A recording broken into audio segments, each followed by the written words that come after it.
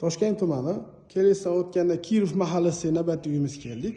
Bu uyimizda 192 sotuv 7 ta xona, 3 ta sanuzel. Ko'rayotgan bo'lsanglar, bu yerda mana zona qilingan. Bu yerda mana yozgi oshxona. Bu yerda bizada hojatxona. Bu yerda ko'rayotgan bo'lsanglar, mana bemalol 2 ta mashina sig'adi. Darvoza avtomat ochilib yopiladigan. Bu uyimizni mana ko'rinishi. Bu uyimizni ko'ringlar, yaxshi zo'r sifat qurilgan, yaxshi narsalar ishlatilgan. Uyni ko'ringlar, narxini oxirida aytaman. Bu yerda mana bizda kiruvishimiz. Ko'rinish shunaqa. Bu yerda bizda oshxona.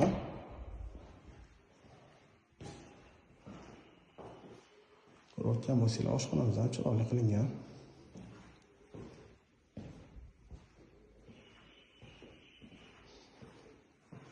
Bu yerda bizda sanuzel.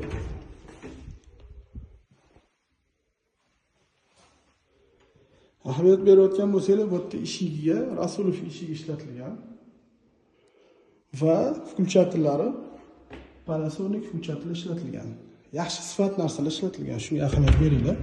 Bu yerda bizda bitta xona.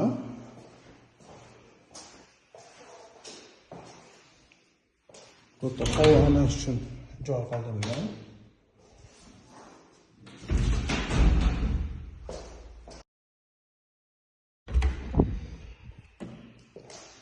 Bu yerda xohlasanglar zal hisobida ko'rishingiz ham mumkin.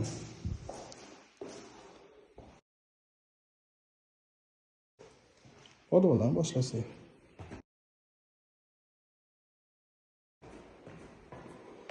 Bizda mana podvalni ko'rinishi. Podvalimiz ham kattagina. Divanlar qo'yib, televizorlar qo'yib, kinoteatrni zal qilsa bo'ladi yoki mana jaylar bilan o'tiradigan joy qilsa bo'ladi. Bu yerda bizda yana bitta xonamiz.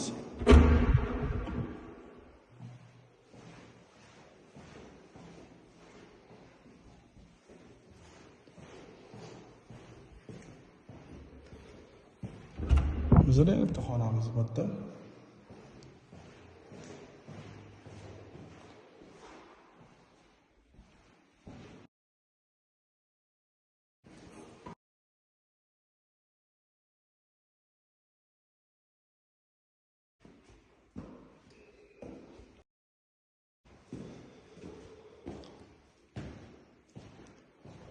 Bu yerda mana bizda hol.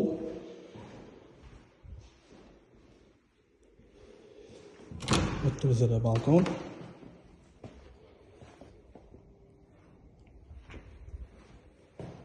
Shunaqa chiroyli lustrali qo'yishgan. Bu yerda yana bitta xonamiz bizda.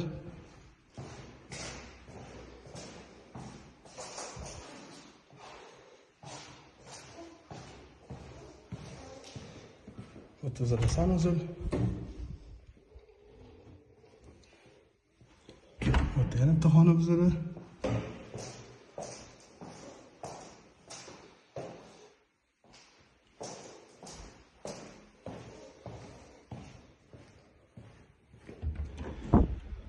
Yana bitta xona bizda.